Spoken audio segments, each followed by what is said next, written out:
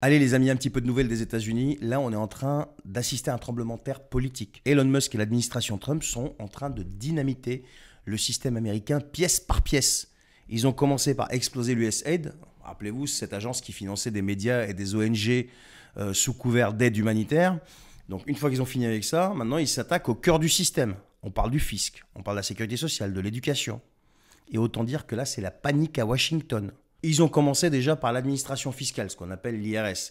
Alors Elon Musk, lui, veut récupérer un accès total aux données, donc aux données du fisc, pour mettre au jour justement des fraudes, des gaspillages, des financements douteux.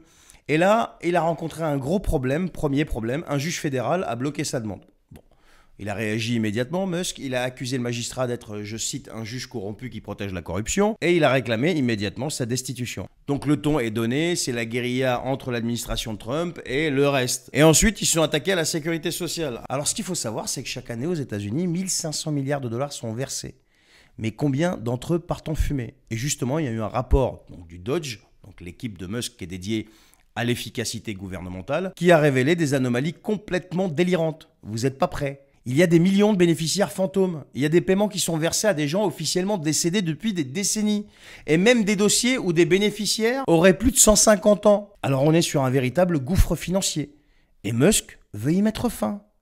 Et je pense qu'il a raison quand même. Moi je serais tenté de dire, mais à quand chez nous? C'est quand que ça arrive chez nous ça? Bref, on continue. L'éducation. Alors Trump veut le supprimer, le ministère de l'Éducation, et Musk veut le neutraliser. Alors l'objectif, c'est de mettre un terme aux dépenses colossales qui servent avant tout à financer des réformes idéologiques et bureaucratiques. Et faute de pouvoir le fermer immédiatement, eh bien la stratégie est simple. L'assécher, réduire ses budgets, licencier des milliers de fonctionnaires et le rendre totalement inopérant. En clair, vous aurez compris qu'on n'est pas sur une simple réforme, on est sur un carnage en règle.